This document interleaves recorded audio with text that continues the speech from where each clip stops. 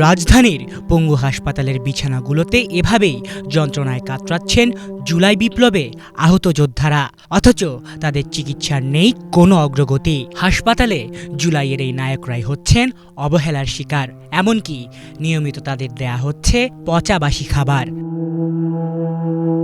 শনিবার ঈদের দিন গত রাতে তাদের খোঁজ খবর নিতে সেখানে হাজির ছিলেন জনতার মেয়র খ্যাত বিএনপি নেতা ইশরাক হোসেন। সেখানে বিএনপির এই জনপ্রিয় নেতাকে দেখে আবেগপ্রবণ হয়ে পড়েন জুলাই যোদ্ধারা। ইশরাক হোসেনের কাছে একের পর এক নিজেদের সব অভিযোগ, আক্ষেপ আর কষ্টের কথা তুলে ধরেন তারা। আমরা দেশের বুঝা হয়ে গেছি, বুঝা নইলে স্যার আমাদের তো অনেকে দেখেন, আমরা যে 10 মাস হসপিটাল ভর্তি আছি, মানে খোঁজখবর কে খোঁজখবর রাখেন স্যার।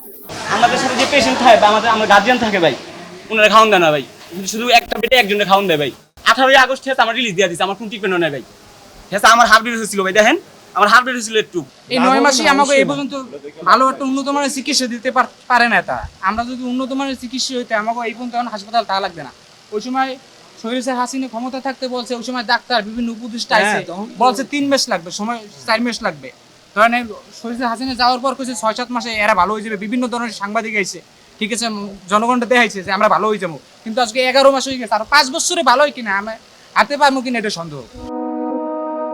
এসব জুলাই যোদ্ধাদের চিকিৎসার বিষয়ে কেবল অবহেলাই নয়, বরং প্রায়শই তাদের দেয়া হয় পচা ডাল কিংবা পচা ডিম, যেন অনেকটাই ভাগ্যের কাছে জিম্মি হয়ে গেছেন তারা। খাবার কোনো ভালো হচ্ছে না, ডাউল দেয়, ডাউল নষ্ট, ডাউল দেয়, আবার ডিম দেয়, ডিমও নষ্ট। আজকে মুরগি দেয়, মুরগির তরকারি তো ভালো হয় না, আমাদের খাওয়ানি ভালো না।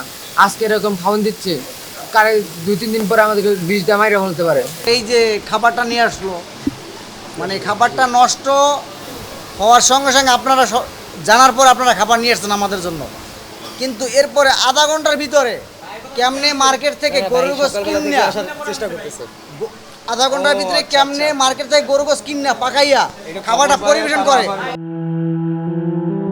এর আগেও উন্নত চিকিৎসার দাবিতে আন্দোলনে নেমেছিলেন জুলাই বিপ্লবের আহতরা, তবে তখন তাদের সুচিকিৎসার প্রতিশ্রুতি দেয়া হলেও পরবর্তীতে আবারও অবহেলিত হচ্ছেন তারা, যেন দায়িত্বশীলদের কারোরই কোনো ভ্রুক্ষেপ নেই।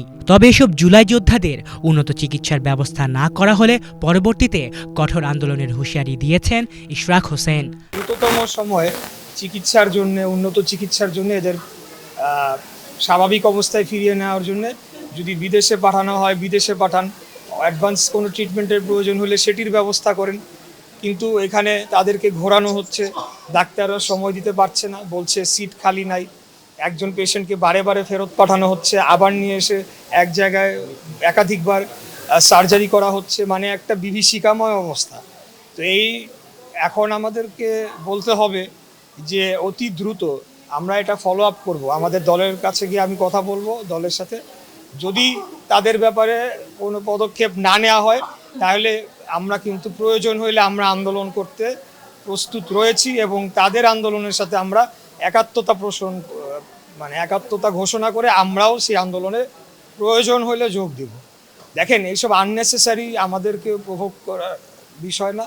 আমরা এটা নিয়ে কেন আন্দোলন করতে হবে? আন্দোলন তো হয়ে গিয়েছে, ফ্যাসিবাদ দেশ ছেড়ে পালিয়ে গিয়েছে। তো সেটার জন্য যারা জীবন দিয়ে যারা পঙ্গুত্ব বরণ করে ভূমিকা রেখেছে, বর্তমান সরকারে তো ছাত্র উপদেষ্টারাও ছিল, এখনো রয়েছে, তো তারা বলে সমন্বয়, তো তারা কেন আজকে ঈদের দিনে এখানে আসলো না? পাশাপাশি ক্ষমতায় এলে এসব জুলাই যোদ্ধাদের জন্য বাংলাদেশ জাতীয়তাবাদী দল বিএনপির পরিকল্পনা নিয়েও কথা বলেছেন ইশরাক হোসেন। আলিফ চৌধুরী, বাংলা ভিশন, ঢাকা।